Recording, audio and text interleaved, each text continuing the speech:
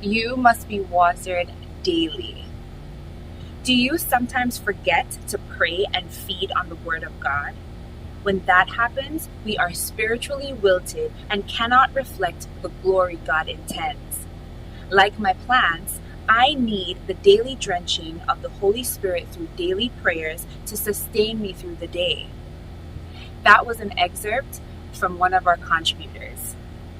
The Apple Creek Women's Devotional, Women and Elohim, is filled with beautiful lessons and stories that I know you will be blessed and refreshed by. Are you interested in purchasing a copy? No problem. Email us at acwomen.speak@gmail.com. Experience Oakwood. OU. The Oaks. Oakwood University. After 120 years, we can never forget why we're here. We enter to learn and depart to serve. To put God first, that is our way forward. Success is in our roots. Come to Oakwood. Come, create and calculate. Shatter both records and social norms.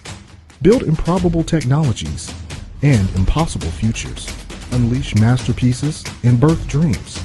Come because there's much to be done out there and to be undone. Come find out everything of which you are capable. Come believe in someone greater than yourself. An experience unlike any other awaits you here. Here is a place where your dreams can call home. Creative ideas await your strength. Come, answer this call. Join this family of believers and achievers. Put your grand imagination to work. Come let your vision rattle these walls and help move the world forward. Come to Oakwood.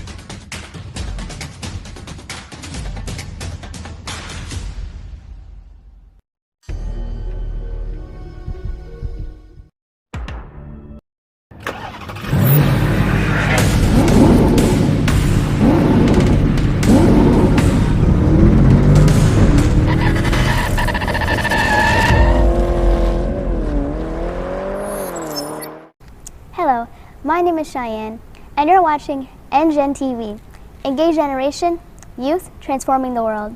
Today, we're going to be listening to Creek Conversations, where our own panel are going to be talking about how God's been changing their lives, and sometimes we're even going to hear some scriptures. So I hope you get tuned in, and maybe you'll even see how God is changing your life.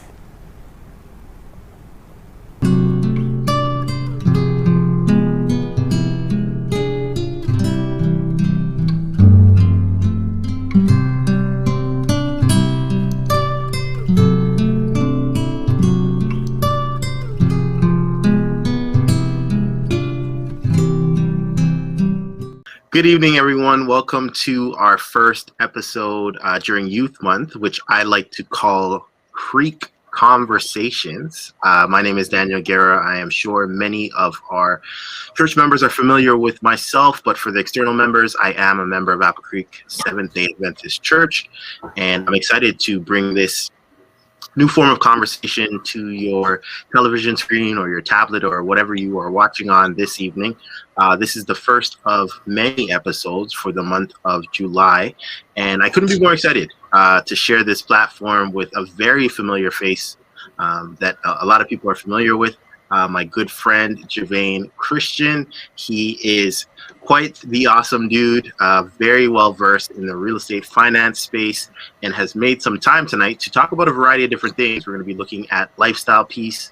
We're going to be looking at real estate and finance. And in addition to it, we're going to close it off with just his spiritual perspective. You know, when we look at COVID, there has been so many challenges, and there will be some interesting questions that I'll be asking him, and he will be sharing with me his perspective and response with respect to that. So, Javane Christian, want to welcome you to our first episode of Creek Conversations tonight. So glad to have you. How are you feeling? Thanks for having me on the show. I love being here. That's awesome, man. I could sense your excitement. You got quite the setup there. We're so glad that you can make some time to be with us this evening. So, how have you been keeping, man? COVID has been such an interesting time. What has been keeping you busy? I know we just came out of lockdown, but talk to me a little bit about your lockdown experience and how has that been? My lockdown experience has been pretty, I guess, unusual, I guess, for most, just because I guess the workspace I'm in, the industry I'm in has been going strong. rather than slowing down. Although I mean, we slowed down for March, April, May 2020, halfway June, but then things kept picking up. So yeah, that's how it's been. It's still been somewhat fast paced, especially in the industry, but it's been good. It's been good. I've been blessed. That's awesome, man. Good to hear. I know you were recently married. Believe it or not, being a friend of yours, I couldn't put a number to it. How has the marriage life been treating you? And are there any keys to a good marriage so far that you could share with the viewers tonight? Yeah, you know what? When my marriage actually started, what, 6 months before the pandemic. Oh, right? wow. So it was quite interesting. 2019, September 15th. So, we kind of got married and then we went straight straight to, I guess, a hard time in the world, right? What it's done is that it's less it obviously closer. We're obviously both home. Diana's working from home. Well, I mean, I kind of worked from home before anyways, but, spend much more time together. Things have obviously slowed down. Get to know each other in a different way. That's awesome, man. That's awesome. So talk to me a little bit about you personally. I know we're good friends. I've known you since childhood, whether it be sleepovers or just a variety of different events. Talk to me a little bit about your interest when you're not working. Sports, any industry news that you would share. What takes up the majority of your time when you're not crunching numbers or closing real estate deals? Yeah. Well, you know what? Actually, my fun, almost like nerdish, but my fun is also like real estate investing. So a lot of times, like if I'm not doing something, if I'm not, I guess, doing real estate sales, I'm doing something that has to do with either reading about real estate or finance or something of that sort. That'd be my fun, as well as obviously sports. Raptors, although they're not doing so well right now, but I'm just watching the other games, going for whoever at the time, picking a team. Yep. And then, always into the Buffalo Bills and Blue Jays. Anything Toronto, really. Even TFC. Right. Anything Toronto, I'm supporting. For sure, you got to be a hometown guy. I share that same sentiment too as well. Well, I know your industry continues to evolve. We're going to talk about that a little bit later on tonight. But how do you continue to kind of stay on the cutting edge in your day-to-day life? Is there any tips and tricks that you can share with the youth and more or less the viewers with respect to kind of just staying on the cutting edge with respect to your day-to-day approach? Staying on the cutting edge is really just about staying a student for the most part. Okay. I mean, really, I'm always reading, studying how to get, how to become a better agent, how to become a better investor. And I think a lot of it has to do with almost like a natural interest. Like, because this is also like, I have a lot of fun with real estate and finance. It's very easy for me to just, keep at it, keep improving, be better than yesterday. Okay. Yeah. Love that. And are there any particular areas that are piquing your curiosity right now? I know cryptocurrency continues to be at the forefront of many different conversations. Talk to me a little bit about any areas in life that you're curious about. Yeah, well, speaking of cryptocurrency, it's something that I was actually, reading about and actually speaking to some other person at church about. And it's not really, I mostly just invest in the things I know. So I don't really, I guess I'm not the most diversified individual. Right. Play it safe. So, I play it safe. No, it's actually not exactly playing it safe, but it's actually just going with what I know, going with, I guess, with what I feel in certain spaces. So I know real estate. I believe in a lot of things that have to do with, in regards to investing in real estate. So I kind of stick to that. If I have, if I have some money that I'm not investing in real estate, I'll probably put in like an index, an ETF, something of the sort. But nothing else like that would be of any great risk. Because I just mostly invest in what I know. All right. Well, we definitely appreciate that in terms of kind of your approach and your strategy to the lifestyle piece. I have another personal question for you.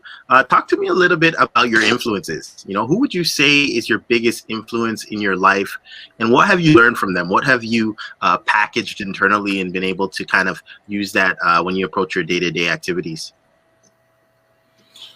It wouldn't be exactly exactly one person, but it'd be a multitude of, not a multitude, but I mean, I guess a few people. Be my parents, obviously. I mean, I see them growing up, watching, I mean, how they were able to, come here from Jamaica, build this, Yep. build this life, Being being life, man. working, yeah, work ethic, obviously Christian principles, obviously me being at this age, still being in church, a lot of things. They taught me a lot of things from the ground up. My grandma, obviously, everything from when you're young and your parents or your grandma's trying to teach you, do your work first before you play, stuff like that. That Yeah. some people that I see at this age still don't really get. I appreciate the things he taught me. I have a mentor right now, Ted Wellington. He's in New York. Actually, if I remember, but he teaches me. So much. Like he really shaves. Decades off of your life and your learning just by having a good mentor, which I tell other students or kids that I speak to now. Like it's so important to have a good mentor. And then from there, just going across a few books. One would be like I have to read up a lot. I used to see like Barack Obama or Robert Kiyosaki. I've actually read a lot of Donald Trump's books, although he's a little bit different now. So when I was reading for the viewers, this isn't him promoting Trump. He's just saying, this is not a political statement at all. But I read a lot of his books. So yeah, you learn. I learned the good from anybody, whoever it is. I can learn the good from, even from a homeless person. So yeah. Love it. Love that. The interesting thing that I think I took from your last response, especially for the youth that are watching tonight with it being Youth Month, is the importance of finding a mentor, a mentor that can pour back into you and help steer you on the right path, because it's so challenging navigating life when you don't necessarily have a support system beyond your family. I think it's important to tap into some external individuals to give you some knowledge and put you on the right direction. So really appreciate you sharing that. So we're going to dive a little bit into some real estate and finance, just some general questions. And then I want to talk to you a little bit on the spiritual side. I want to see where you're at, talk a little bit about your spiritual health. But can you share with the viewers tonight, how did you get into real estate and finance? When we were growing up, you were definitely a sports buff. I always knew you to be quite intelligent. But how'd you end up here? I know you're an entrepreneur too as well. It's a hybrid of those three components. We got the entrepreneurship, real estate, finance. Talk to me a little bit about that. How'd you get into that? I actually first started to pique my interest when I was actually working in Los Angeles. I was working with a company I was building organic solar panels, and we started getting into like how it would affect what's called BIPV, building integrated photovoltaics, and just thinking just from there, talking about I guess the financial aspect of it. At that time in California, like putting a solar panel on your home, the payback period, things of that nature, got me started. I guess that kind of first started the interest, and then when I actually read one of my first real estate books was Real Estate in Canada by Don Campbell. After that, Robert Kiyosaki, Rich Dad Poor Dad, which a lot of people know about. From there, it kind of just started going and snowballing. Yeah, exactly.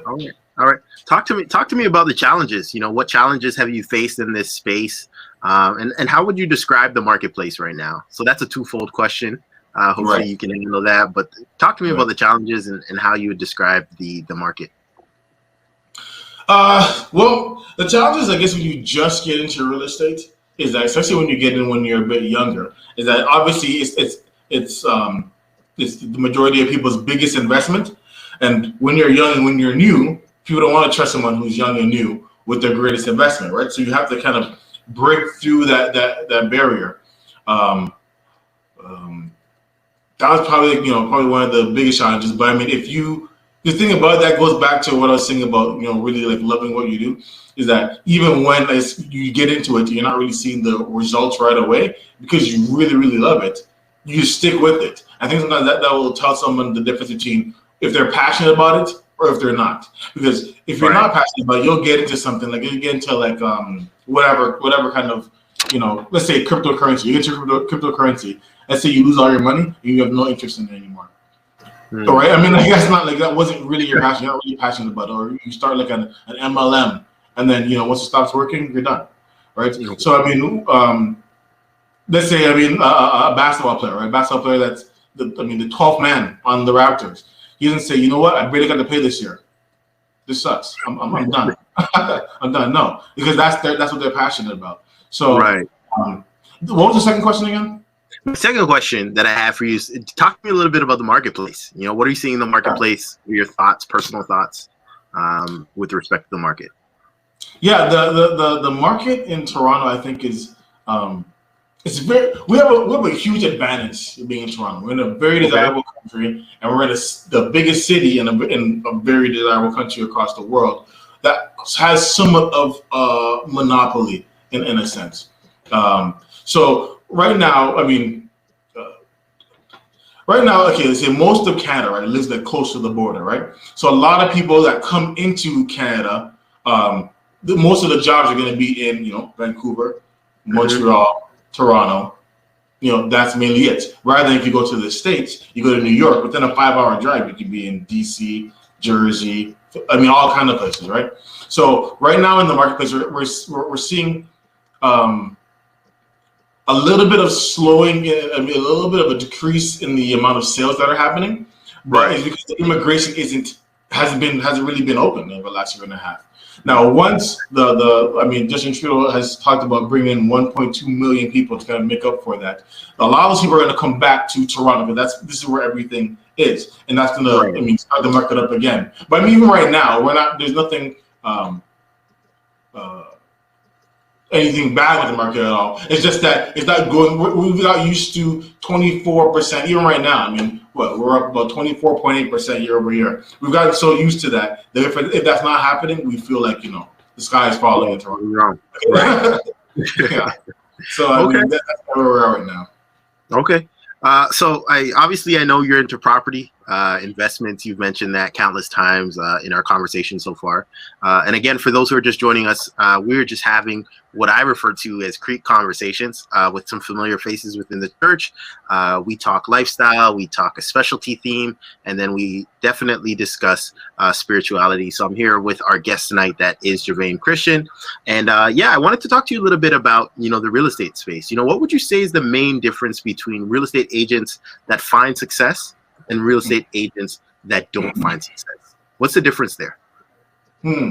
Okay, I'll probably say one thing that's a major part of being a real estate agent is that you have to be able to market and network, right? A lot of people get into real estate because they feel like they like houses or like what they saw on HGTV. But really and truly, just knowing how to sell a house is kind of just the basics, just like the addition and subtraction. After that, if you don't have any clients, you're not going to last very long. And then the next thing is passion, for sure, because if you get into it and you might have, it's not like a salary job, right? So you might have a month or a year where you're not making anything. And if it's not your passion, you're going to get out. And thirdly is talking about a lot of people kind of jump into real estate, I guess, just like 1 foot. So you're kind of in it, you're not in it, right? There's like 19,000 agents in Ontario.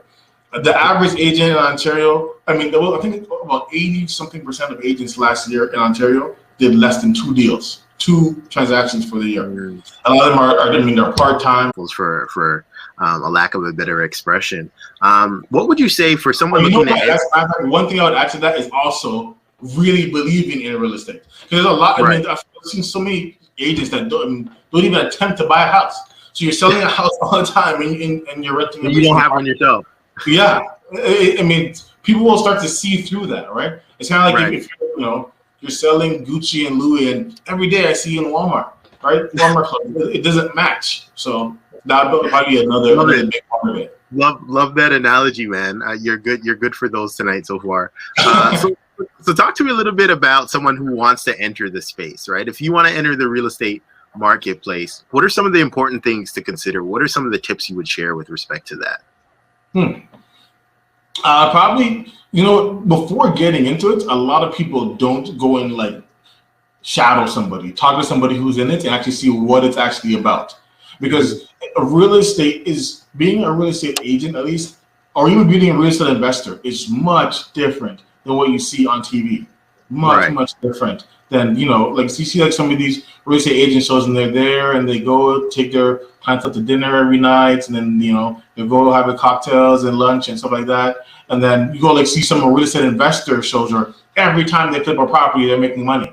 Yeah. Not saying that like there's like 5 properties that they lost money on, and they made a big amount on this one property, and that's the one that's on the show every time. So I mean, if you actually go and job, I mean, not really job shadow, but shadow somebody, talk to them. Just I mean, almost, and well, not I'm saying, but most people in real estate would love to have someone who's willing to do like list something, right? Come in, just help out some contracts, something like that, and you'll start to see what it's really about before you go, head first into it. Okay, no, for sure. And then a quick fire question that I'll give you: rent or buy? What's your perspective on that? I am extremely big on buying. Extremely big, to the point where I'll almost like vote for someone, being almost homeless in a shelter before renting if they don't have to. That means I was really big on buying, because I see how much rent, especially in a place like Toronto, if you're going to pay, I say a lot of times the market rent, how quickly that really puts somebody onto a wheel where they can never buy, and this market kind of takes off. Like Toronto's market, at least, is kind of like you're in a ring, right? It was like it's just punching every day. It's punching, and if you don't make a move, you're gonna get knocked completely out, right? So you go and rent, you pay you get like a $2,000 rental downtown. You don't realize that over 1 year that's 24,000, and over 2 years that's 48,000, and over 3 years that's 72,000. So and then at the end of just 3 years, right, at 72,000, you say, I don't know where people got all this money from to buy property. I mean, you just gave the money to your landlord, right? That's all it is. So I'm extremely big on buying. Love that, man. I'm sure there's some viewers tonight, that kind of jump back and forth on, what's the best decision when it comes to property with respect to renting or buying. So definitely appreciate you sharing that with us tonight, obviously with your expertise and your knowledge in the field. So let's take a real shift in our conversation. Let's talk a little bit about spirituality. There's a lot of viewers here that are in relation to the church or have an idea of spirituality. And then we also have some non-believers too as well that are just checking out, some of the content that Apple Creek is producing. So what was your perspective of church and spirituality growing up? What were your thoughts of it when you were kind of coming into yourself? Right. You know what? A lot of it was, and I think it was for a lot of people, when you're growing up in the church, a lot of it is do right, do good, and you'll make it to heaven. It's pretty simple. Because when you're young, like your parents, they can't really explain the entire thing to you. They can just say, don't lie, don't cheat, and then if you do that, you'll get closer to God. But you don't know much else. Or on the opposite side, if you do lie, you do cheat, you're gonna burn in hell, right? Something like that, right? It's gonna be the good or the bad, depending on what works best, right? Which kind of motivation works best for the child.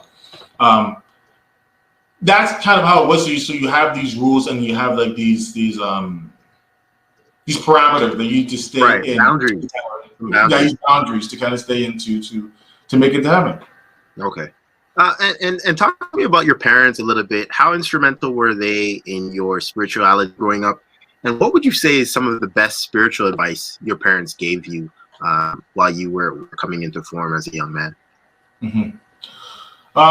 The best spiritual advice my parents gave me, and I'll probably include my grandma in that, would be to keep God first. And I think if you keep God first in just about everything you do, then you'll be successful. Maybe not how the world sees as successful, but you'll be successful.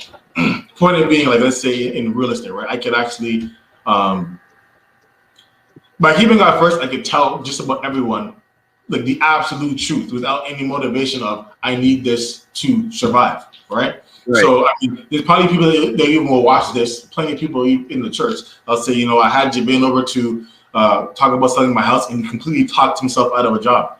I mean, he went there and told me, you know what, I really shouldn't sell it. Right? I tell you that all the time. Don't sell if you don't have to, because if you're getting out of real estate in Toronto, a lot of times you may not get back in ever, right?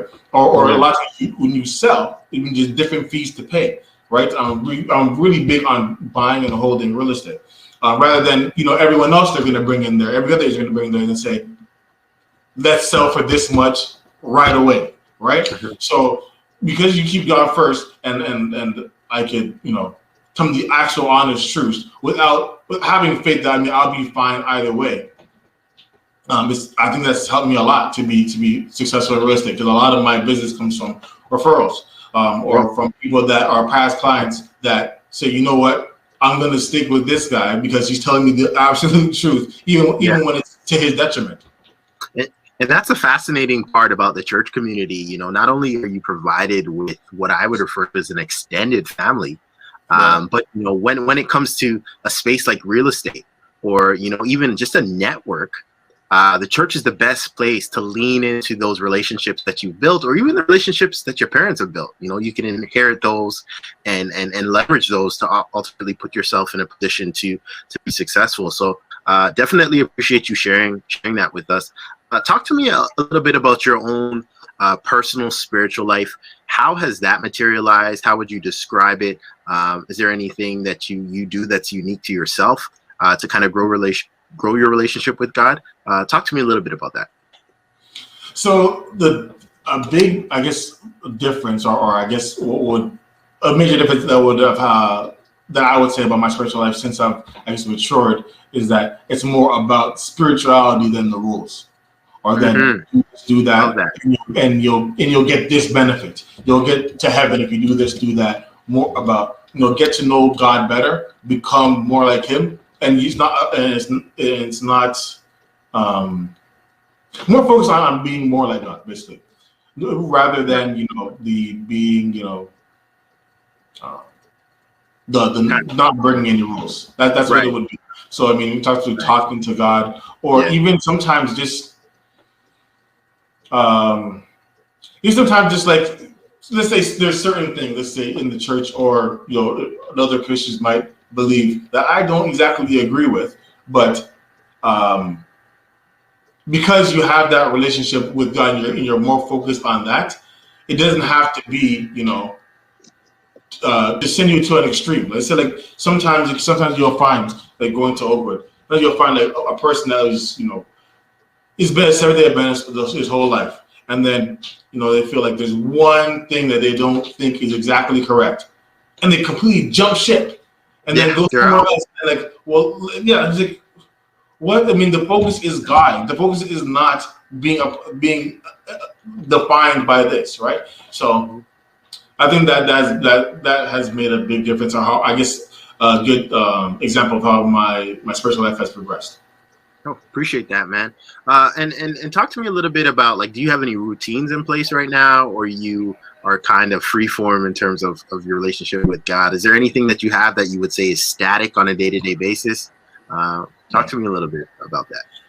Well, I wake up about 5 a.m, and then I First, you know, brush my teeth, get ready, stuff like that. I do my devotion, pray. From there, I guess like the first, I guess, about 30 minutes. I'm like the longest person, I guess, would be, you know, with God. And then from there, you know, just throughout the day, whether it's, it was something to do exactly.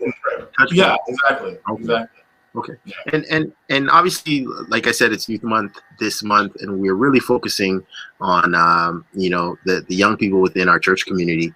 And what would you say to some of the youth that are asking, you know, what the benefits of spending time with God are, or I would even say staying in the church? You know, what would you share, you know, from that? What are the benefits that you've seen in your own personal life?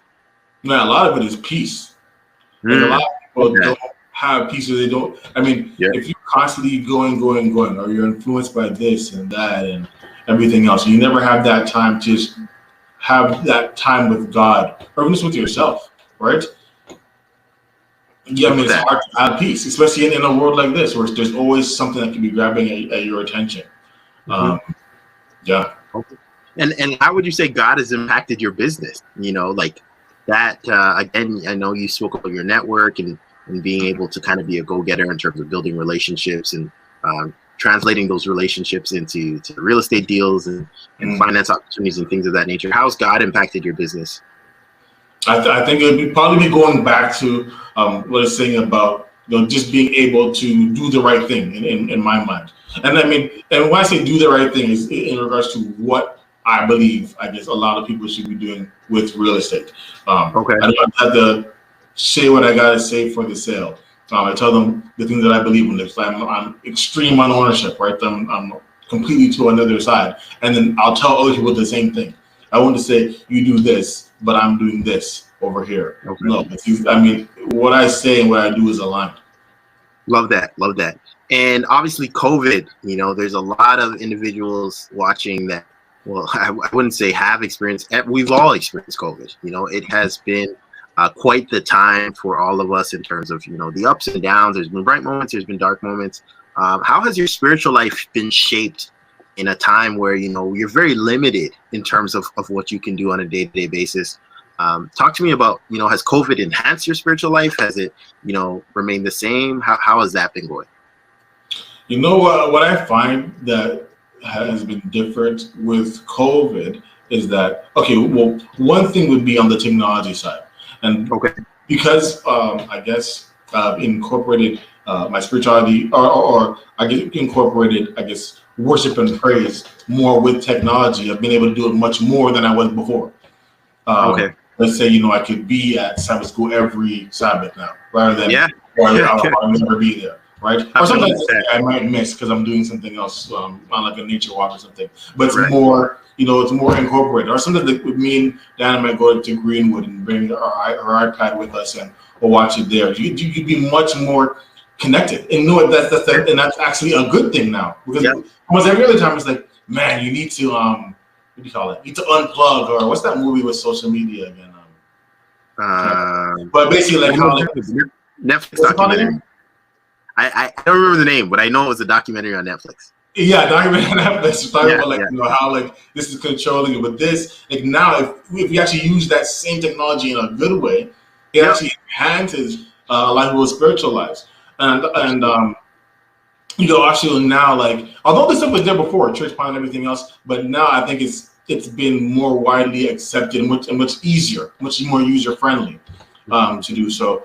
I think that's how it has affected me on the opposite side in regards to seeing how the world can be changed in a snap, right? Yeah.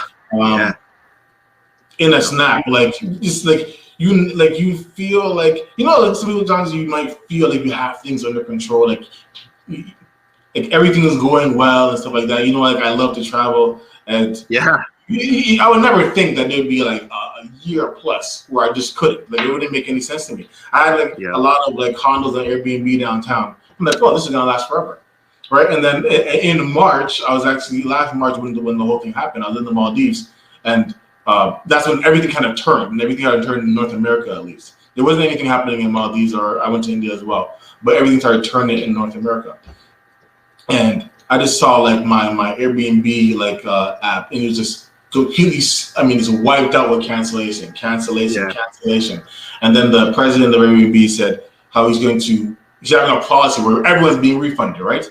So everything was just like everything was just basically being completely turned around. It was something that you cannot have foreseen, right? Yeah. So it shows that like you don't really have as much control over things as you thought, and things could change in an instant. And then not to mention that this has probably been the first time, at least in my life that I can remember, that everyone in the world was focused on one thing, and that was being COVID. Like everyone had, I mean, I'm not sure if there's any data on this, but there wasn't. I mean, I don't think there was maybe as many wars, maybe at that time. As much gang violence, at least during that time. Things obviously started back up again. But everyone was just focused on, let's just beat this thing. Let's just stay alive. It was a collective. Yeah. Doesn't matter who was, doesn't matter if you were black, white, everything else. It was just, we all have to face this one thing, and I think that the world basically worked together that way, and it was good to see on that end. But obviously, over 1 million people died, so Yeah. it wasn't good in that way. But it was good to see the positives of it. Mhm. Well, DJ, we're so grateful to have you on our first inaugural episode in Youth Month of Creek Conversations. You definitely provided some insight with respect to the real estate and finance area. We got to get to know you a little bit. I'm sure there's some members of Apple Creek, that didn't get this kind of introspection from you in terms of personal interest, and then obviously too to kind of hear you speak from a spiritual standpoint. I can definitely see the growth there in terms of how you approach your relationship with God. And we're also grateful for the externals who have popped on to the stream tonight to watch this first episode and to get a better understanding of what we do and the benefits that we see in our relationship with God. So we're so grateful to have you on tonight. We're just going to pray quickly. I'm going to pray with you on the stream. And then, we're going to ask everyone to enjoy the remainder of their Friday evening. And again, we're so grateful to have you. So let's just pray quickly, and then we will transition to the remainder of our Friday evening. Dear Heavenly Father, we're so grateful and thankful for your love and your goodness towards us. We're so thankful for this opportunity that you've given us, this platform that you've blessed us with, to have these conversations, take a deep dive into your impact on our lives, dear God, and how you continue to shape and develop not only our professional careers, but our relationship with you. We're so grateful for Jermaine and the growth and the success that he has had, dear Father, that he's had an opportunity to come on tonight and really speak about your goodness and your love towards him. We're so thankful for this opportunity to have this conversation. We ask for a special blessing on him and his marriage and his family, dear God.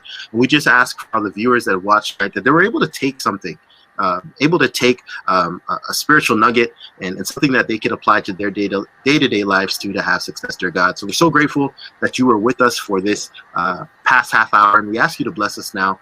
Be with us as we transition into your Sabbath, dear God. Bless your Sabbath and help us to have a great weekend this weekend. Thank you so much for all you continue to do. In your name I do pray. Amen. All right, Jermaine. Thanks so much for having me, and I'll see you guys on the next episode of Creek Conversations. And thanks so much for joining us.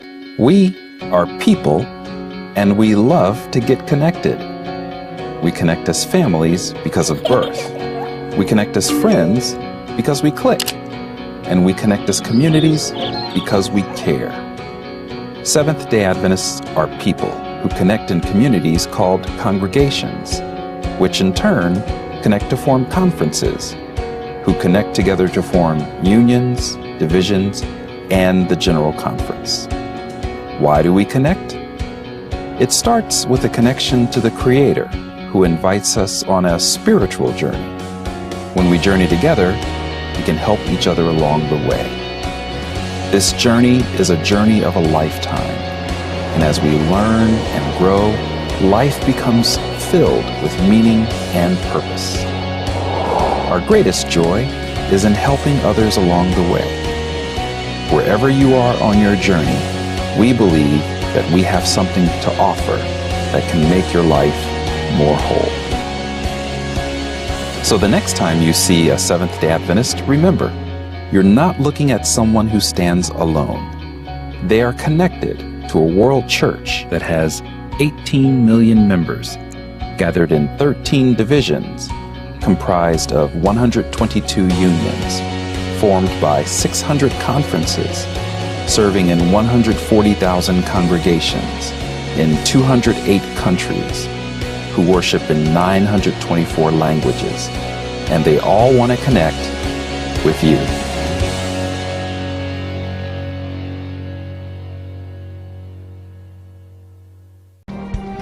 Back in 2013, Heroes the Game became the absolute best Bible trivia game out there. It generated more than 10 million minutes of interaction with the biblical narrative. Well, 7 years later, here's the good news. Hope Channel is about to release Heroes 2.